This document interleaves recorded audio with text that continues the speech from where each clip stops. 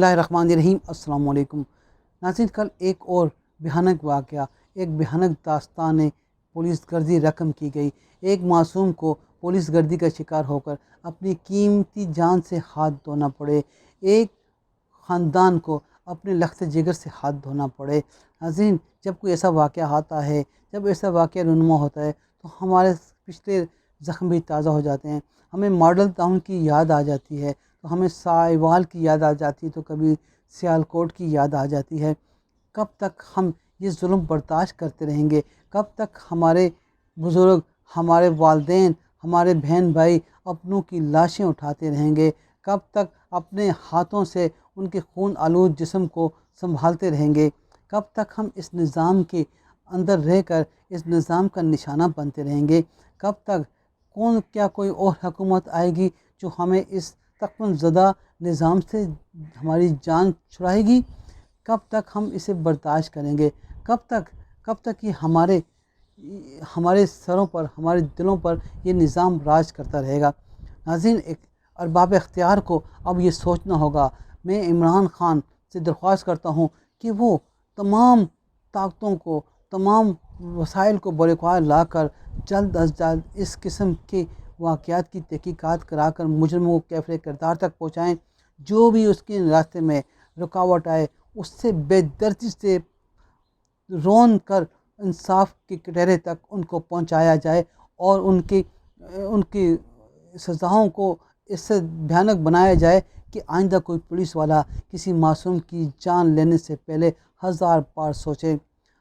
آج ہم جب بھی کوئی ایسا واقعہ ہوتا ہے تو ہمیں جب پرانے زخم یاد آتے ہیں تو ہم اس بات پر مجبور ہو جاتے ہیں سوچنے پر کہ اگر سانحہ ماڈل ٹاؤن پر پولیس والوں کو سزا مل جاتی، اگر سانحہ سائیوال پر، سانحہ سیالکوٹ پر پولیس والوں کو سزا مل جاتی، تو آج ہمیں بار بار اس قسم کے دن اور بار بار اس قسم کی یادیں نہ دہرانی پڑتی۔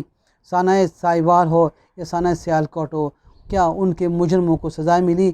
وہ جو ڈی پی او تھا سیالکوٹ کا، اسے آج FIA کا ایک انچارج بنایا گیا ہے۔ یہ کس قسم کے ہم لوگ اس ملک میں حکومت کر رہے ہیں؟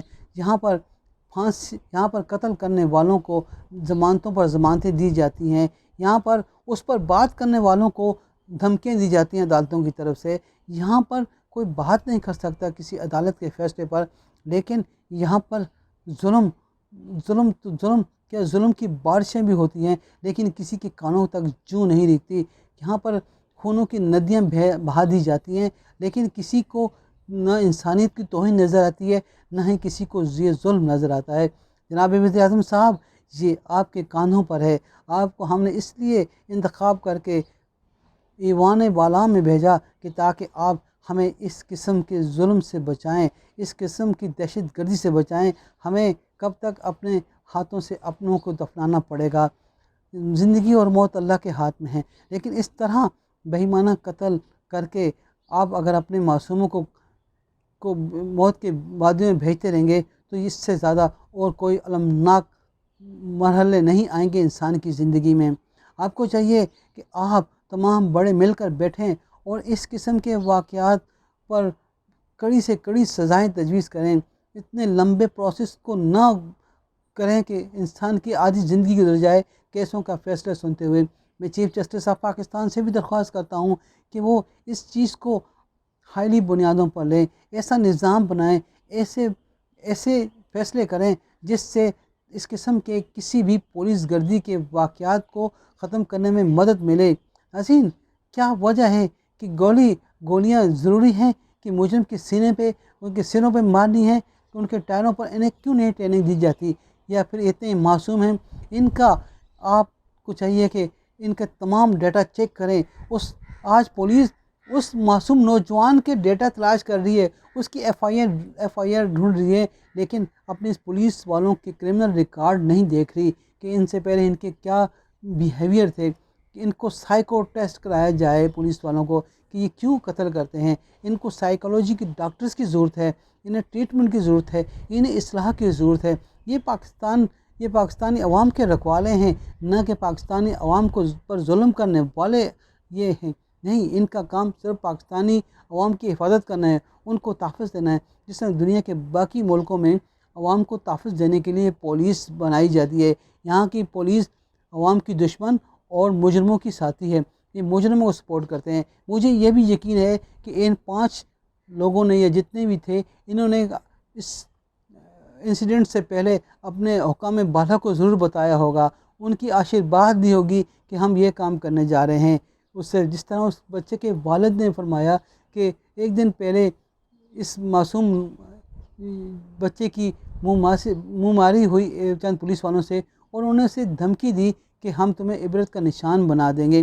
اس نے والد کو بتایا بھی، لیکن قسمت کی بدنصیبی دیکھیں کہ پھر اسے اس معصوم کو زیادہ زندگی نہیں ملی، اور وہ اپنی دھمکی کو کامیاب کرنے میں، دھمکی کو مکمل کرنے میں کامیاب ہو گئے۔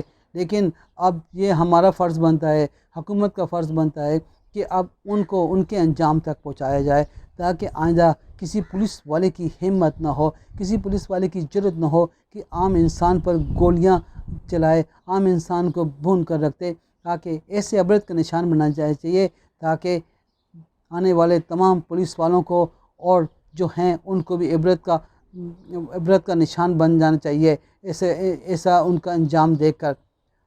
امید ہے کہ میری یہ حکومت جسے میں نے ووٹ دیا، یہ حکومت اس المیہ کو مزید اور بار بار پیش ہونے سے بچائے گی، اور ہمیں تحفظ دے گی، اور ان مجرموں کو کیفے کردار تک پہنچائے گی۔ السلام علیکم، اللہ حافظ۔